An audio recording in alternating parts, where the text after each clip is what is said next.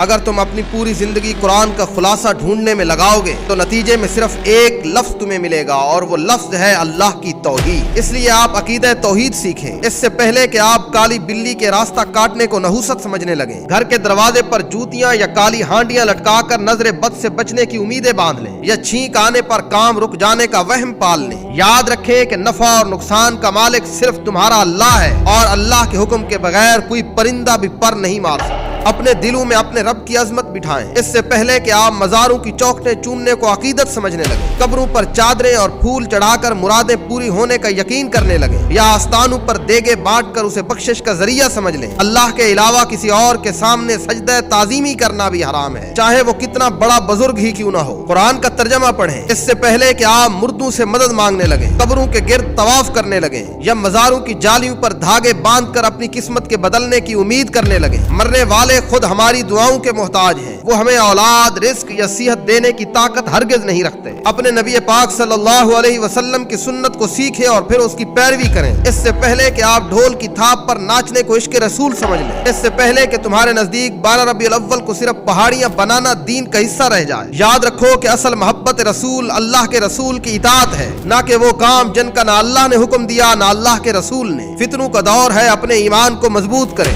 اس سے پہلے کہ آپ ستاروں کی چال دیکھ کر شادیاں کرنے لگیں۔ برکت کے لیے قرآن سر پر اٹھا کر دلہن کو رخصت کریں، یا قرآن سے فال نکالنے کو ہدایت کا ذریعہ سمجھیں۔ برکت اللہ کی اطاعت میں ہے، ان جاہلانہ رسموں میں نہیں جو ہم نے ہندوؤں اور غیروں سے ادھار لی ہیں۔ ہم سب ایک ایسے دور میں ہیں جہاں قیامت کی نشانیاں نظر آنا شروع ہو چکی ہیں۔ نبی پاک صلی اللہ علیہ وسلم نے فرمایا کہ قیامت سے پہلے فتنے اندھیری رات کے ٹکڑوں کی طرح آئیں گے، آدمی صبح مومن ہوگا اور شام کو کافر۔ دجال کا سب سے بڑا فتنہ عقیدے کا فتنہ ہوگا، وہ مردوں کو زندہ کرے گا اور رزق دے گا۔ جو لوگ آج مزاروں سے مانگنے، پیروں کو حاجت روا سمجھنے اور غیر اللہ کے سامنے جھکنے کے عادی ہو چکے ہیں، وہ کل دجال کے جھوٹے معجزات کو دیکھ کر فوراً اسے اپنا رب کیوں نہیں مانیں گے؟ جس نے آج صرف اللہ سے مانگنا نہیں سیکھا، وہ کل دجال کے فتنے سے بھی خود کو نہیں بچا سکے گا۔ میں جانتا ہوں کہ یہ باتیں سن کر صرف یہ کہہ دینا کہ یہ بد عقیدہ وہابی ہے، یہ آسان ہے، لیکن یہ میری باتیں جا کے اپنے امام، چاہے وہ کسی مسلک سے کیوں نہیں ہے، اس کو جا کے سناؤ اور اللہ کا واسطہ دے کے کہو کہ اس بندے نے کون سی بات غلط کی ہے۔ اگر وہ اللہ سے ڈرتا ہوگا تو تمہیں بتائے گا